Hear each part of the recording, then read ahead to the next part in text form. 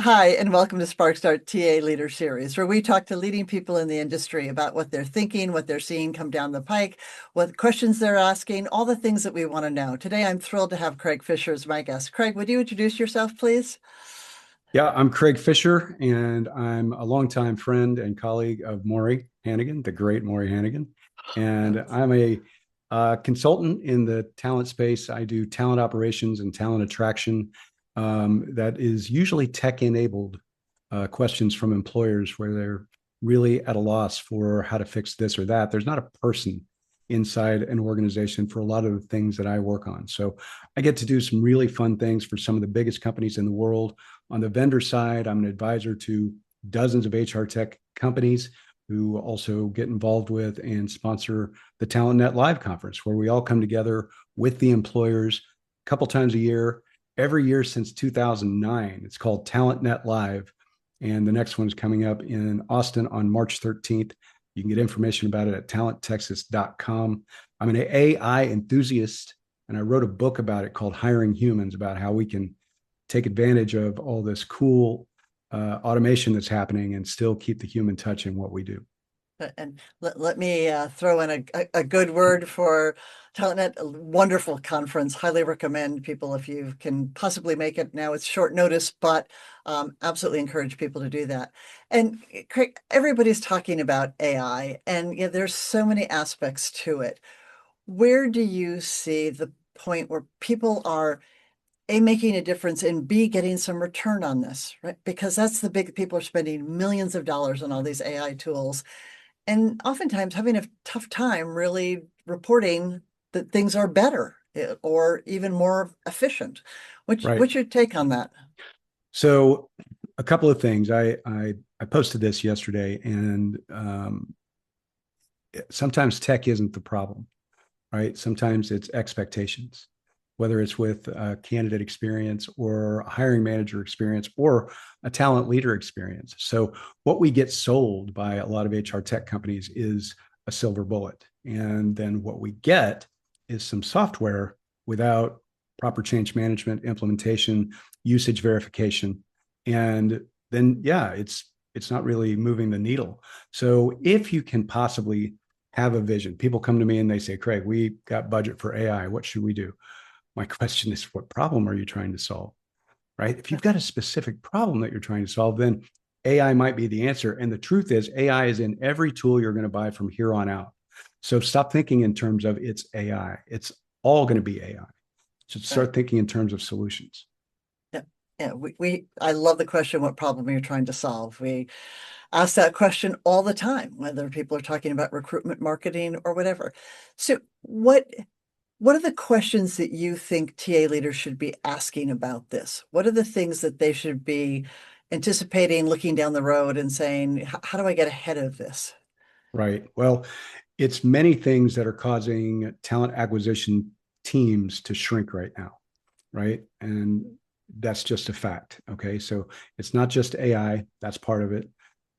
Just call it progress, but also the economy, the jobs market, like all these things that are different from 2021, 2022 after COVID hit, right? We had this bounce back that was amazing. And then everything fell off the planet again because we were in a bubble. That was a COVID bubble, right? We're now in an AI bubble, which is weird, but that is still shrinking talent teams. So it's all more with less. So Uh, what should recruiters be doing on a regular basis? Should they be fiddling with tools? Should they be doing all these non-recruiting activities? Certainly not. So the question should be, how can I get my recruiters on the phone more or on a video more with the talent that we're trying to hire and building relationships and ensuring that the onboarding is good. And the whole process feels really personalized and seamless, not frictionless, right? There needs to be some friction. There needs to be people in the loop because otherwise it feels fake if there's nothing right. personal about it like that. Well, the other thing, I've been on this kick for a while of trying to ban the word recruiting because we apply it to so many different functions and processes. When you're hiring an hour of labor, somebody to throw a package onto a conveyor belt, Yeah. that person, their mindset, their decision making, all of that is so different than when you're trying to hire your next CIO. The information they need, the process they anticipate, and to call this recruiting, and of course, to accept any or expect any piece of software is going to solve all of that. Ah, It's just nuts. They're mhm. very different processes. So yeah, understanding who you're hiring, where you're going, what your recruiters need to do. If you're hiring high volume, sometimes candidates expect a fully automated system. But if you're hiring any kind of managerial skilled, certainly hard to fill, the need to have some human interaction and believe that there's a person on the other side is essential. Do you see companies that are getting smart about making sort of different buckets for the kinds of recruiting they're doing and really monitoring their or moderating their processes to accomplish those things well? A lot of companies in the high volume space have different teams, right? For field and corporate. And corporate's usually much smaller. And very often it's on a different system, right? There's a different applicant tracking system for executive hiring or management hiring and non-exempt. And so that's friction right there that is not necessary. There are now very good applicant tracking systems that can handle all those things. And there's also software that can bridge the two things. What you shouldn't do, right, is spend $750,000 on something that ostensibly will connect everything, but takes a year and a half to implement. Right. If you're lucky, and then Right. switch to something else. But even folks who are doing field hiring, there are supervisory roles there. The field is not all labor Right. necessarily. Right. So Right. what other things? We've got just a minute or two left.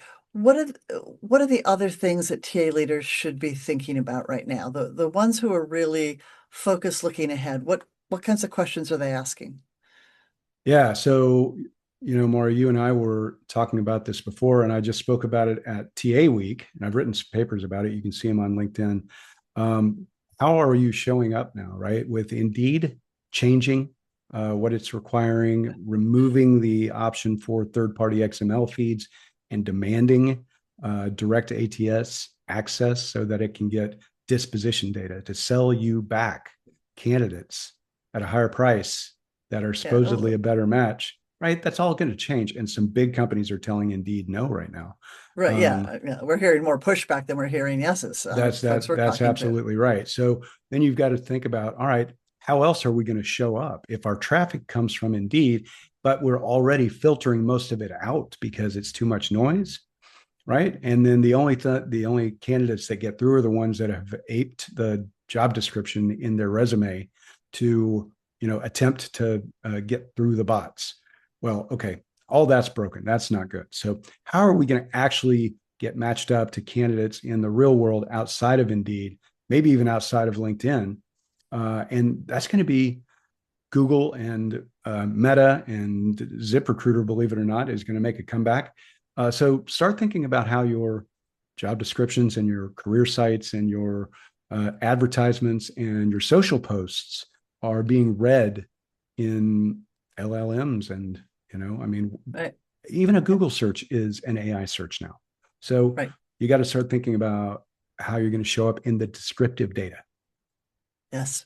Yeah. Everyone's talking about it at TA Week. That it was the talk of the conference of how do you make sure you show up in the ChatGPT search if somebody starts there, which more and more candidates are doing. Yeah, But that's not necessarily an easy answer. So, Craig, you and I could talk all afternoon, as we have from time to time. indeed. And so if people want to engage you more, are you open to invitations on LinkedIn? How do people reach out to you? Yeah, absolutely. So my AI search optimization is strong. You can find me everywhere. Just do a search for Craig Fisher and AISO. That's my version of AI search optimization. But also, I'm easy to find on LinkedIn, and you can find me at talentnetlive.com. And I hope you reach out because I'm here to answer questions. Great. And I will guarantee you'll enjoy a conversation with Craig.